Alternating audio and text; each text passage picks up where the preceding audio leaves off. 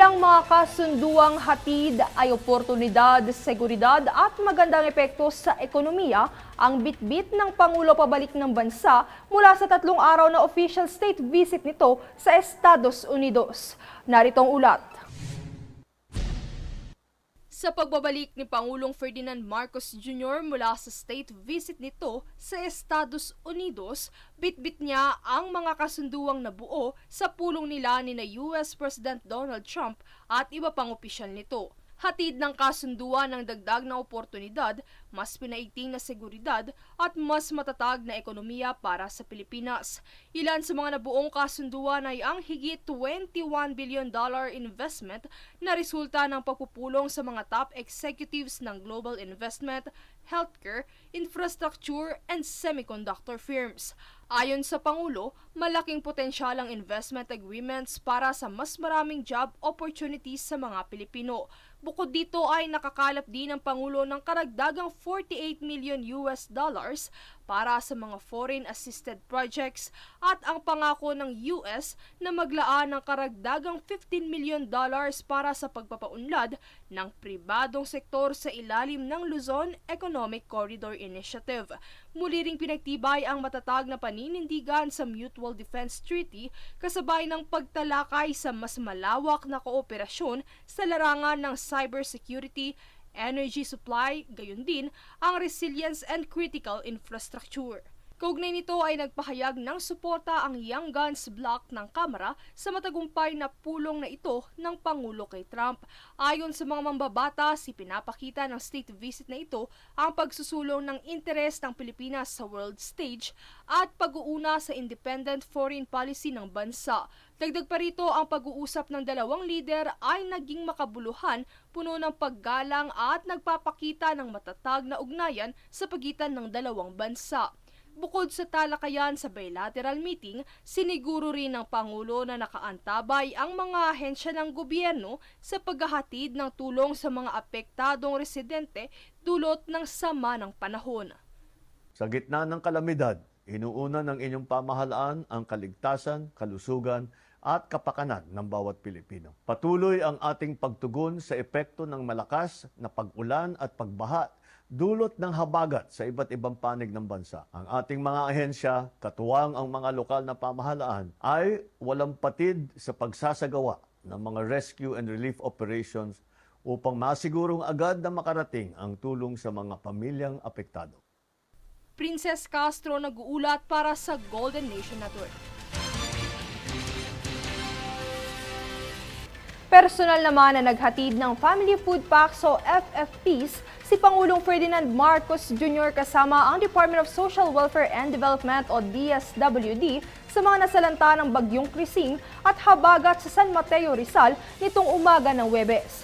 Katuwang ng Pangulo sa paghahatid ng tulong na ito si DSWD Secretary Rex Gatchalian kung saan nag-deploy rin ang kagawaran ng mobile kitchen na tutulong sa pagbibigay ng maiinit na pagkain sa mga evacuee at iba pang mga internally displaced individuals sa lugar. Bukod dito ay ilan pang mga lugar ang pinuntahan ni PBBM upang personal na alamin ang lagay ng mga apektadong residente, gayon din ang pakikipagpulong sa iba't ibang ahensya ng gobyerno para sa maayos na medical at emergency response. Makaraang makabalik sa ilang araw na state visit ni Pangulong Ferdinand Marcos Jr. sa Estados Unidos, kanyang pinangunahan ngayon ang pulong kasama ng ilang ahensya ng gobyerno kaugnay ng panalasa ng habagat na pinaigting ng bagyong Dante at Emong. Ang pulong ay naganap sa NDRRMC headquarters kung saan personal na inalam ng Pangulo ang kasalukuyang sitwasyon ng bansa. Samantala, patuloy naman ang pag-antabay ng partikular na ang Department of Health para sa medical and emergency response sa mga apektadong residente sa iba't ibang lalawigan ng bansa.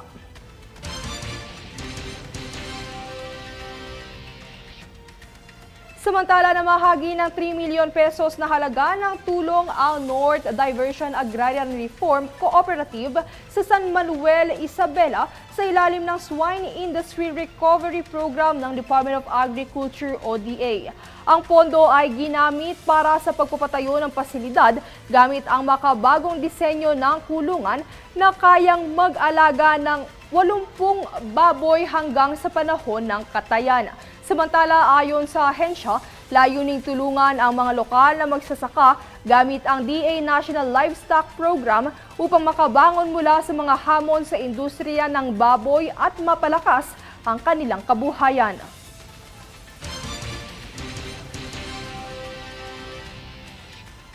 Samantala, bilang tugon sa pangangailangan ng mga nasalanta ng bagyong Krising, personal na binisita ni Mayor Nancy Binay ang mga evacuees at ipinagkaloob ang tulong medikal at psychosocial activities. Tunghayan ang ulat mula kay Jade Buhoy. Patuloy na binabantayan ni Mayor Nancy Binay ang pagpapatupad ng mga programang pangkalamidad sa buong lungsod upang masigurong mabilis at angkop ang tulong na naipapaabot sa mga residenteng apektado ng kalamidad. Mahigit 100 pamilya na ang kasalukuyang nanunuluyan sa 4 na evacuation center na inihanda ng pamahalaang lungsod. Noong Martes, personal na bumisita ang alkalde sa mga evacuation center upang alamin ang kalagayan ng mga evacuee. Bukod sa mainit na pagkain, hygiene kits at iba pang pangunahing pangangailangan, tumanggap din ng tulong medikal ang mga evacuees sa pamamagitan ng Health Emergency Management System teams. Ang mga medical team ay nagtungo sa bawat evacuation center upang magbigay ng proteksyon sa mga residenteng nalubog sa baha. Isinagawa rin ang health check-up para sa mga senior citizen at mga bata, habang ang mga sanggol at patslit ay binakunahan laban sa tigdas, polio at rubella. Bukod sa serbisyong medikal, isinagawa rin ang psychosocial activity para sa mga bata upang matulungan silang makayanan ng stress at trauma na dulot ng kalamidad. Samantala, patuloy pa rin ang koordinasyon ng lokal na pamahalaan sa iba't ibang ahensya upang matiyak ang tuloy-tuloy at maayos na pagbibigay ng tulong sa lahat ng apektadong residente. Jade Buhoy, nag-uulat para sa Golden Nation Network.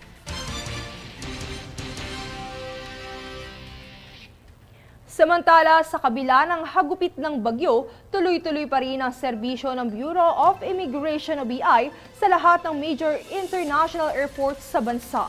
Ayon kay BI Commissioner Joel Viado, kinakailangan ito para sa pambansang seguridad at serbisyo sa publiko, kaugnay na rin ang mga serbisyo ng kaakibat na ahensya. Nandyan na ang transport assistance, libreng meals at coffee. Bahagi rin ang Philippine Coast Guard upang matulungan ang mga frontliner na makauwi pagkatapos ng operasyon sa bawat paliparan.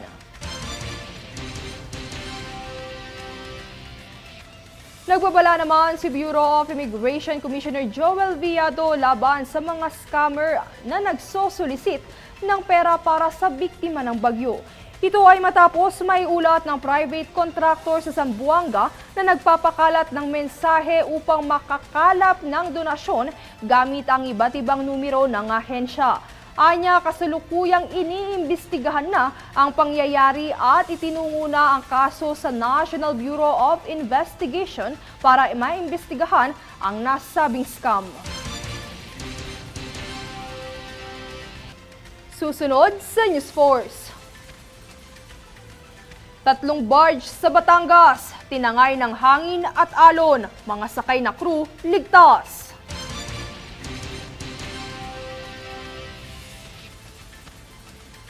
UCSK, nagsagawa ng film showing para sa mga kabataang evacuees.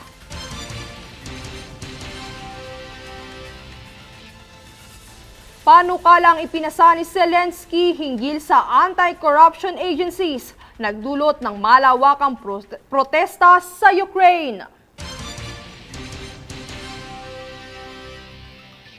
Manatiling nakatutok para sa higit pang mga balita sa pagbabalik ng News Force.